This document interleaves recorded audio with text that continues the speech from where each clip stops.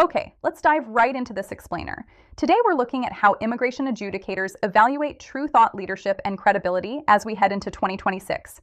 If you're navigating the pretty complex world of merit-based immigration, whether we're talking about the US EB-1A, the EB-2 NIW, the UK Global Talent, or Australia's National Innovation Visa, you've probably been absolutely bombarded with advice about building up your professional profile. Well, today we're unpacking a fascinating source that breaks down exactly what immigration authorities are actually looking for right now. And spoiler alert, a lot of the common advice floating around out there is completely leading applicants astray.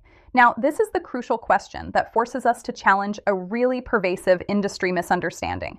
When applicants are pulling together their evidence, it's so easy to ask the wrong question, which usually sounds something like, well, have I published? But our source material makes it crystal clear. The mere act of publishing is no longer enough. The real standard you're being judged against in 2026 is whether your work demonstrates recognized expertise and measurable professional influence. It's an entirely different bar to clear. We constantly hear this widespread myth that just a sheer volume of online content and surface-level visibility is going to guarantee visa approval. You know the drill. Publish more. Get featured on literally any blog that will take you. Increase your visibility at all costs. People treat this like a magical shortcut. Professionals are basically told to spam the internet with their name. But as our source points out, treating publications as just a checkbox to tick off, that is a fundamentally flawed strategy. So here's the reality check. As we move deeper into 2026, immigration systems have become highly sophisticated. They are not impressed by generic visibility anymore. Officers and endorsement bodies are looking right past the surface, and they absolutely know the difference between someone who has organically built a real reputation and someone who's just paid for placement. Volume is not authority. Visibility without credibility is entirely useless when you're trying to prove you're at the very top of your field. All right, let's move into Section 1. What actually counts regarding immigration standards? So what does count? Well, strong immigration-grade publications share these three crucial characteristics: relevance, credibility, and impact. First, relevance means the publication aligns directly with your specific area of expertise. Actually, writing about unrelated trending topics just to get clicks, that weakens your credibility. Second, the platform matters immensely.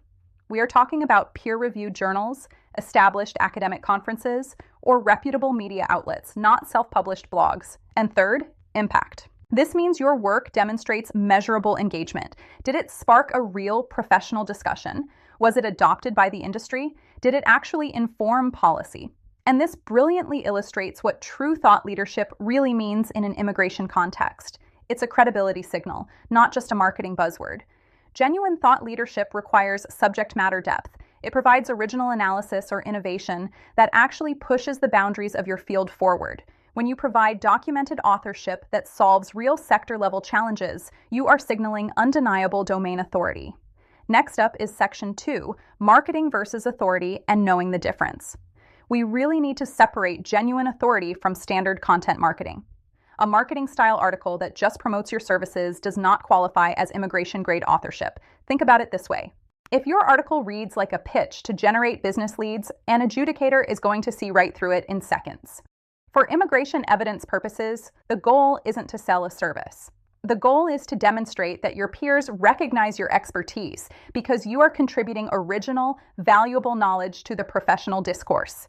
The source perfectly breaks down the stark reality of acceptable publications versus activities that merely create noise. Just look at the contrast here. On one hand, we have items that demonstrate real domain authority, technical white papers that organizations actually adopt, recognized conference proceedings, and expert commentary in credible media. On the flip side, we have what so many applicants waste their time on: pay-to-publish journals with zero peer review, self-published ebooks that literally no one reads, and this is a big one, presenting everyday LinkedIn posts as if they are scholarly contributions. This is basically your roadmap for what to pursue and what to actively void. Okay, moving on to Section 3, Evidence Architecture and Structuring Your Case. This is a massive paradigm shift. A publication cannot just exist in isolation. It has to be placed within a broader architectural framework that proves your strategic positioning. As adjudication standards evolve, officers are increasingly assessing how your evidence is woven together. One isolated article floating out in the ether doesn't establish authority. But when you build an architecture that clearly links your demonstrated expertise to peer recognition, to actual influence, and to alignment with national priorities, like the proposed endeavor in an ED2 NIW case, your profile becomes incredibly strong and highly defensible.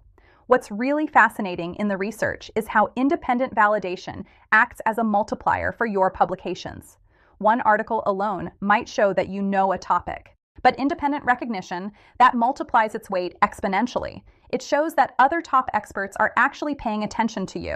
These forms of independent recognition prove to an officer that your thought leadership actually influenced the field, and immigration authorities prioritize that over self-promotion every single time. For example, a research article gains massive strength if it's cited by others in academic journals, or if it leads to invitations to speak at major conferences. When the media references your publication or other organizations adopt your findings in their own practices, you are providing undeniable third-party proof that your work matters.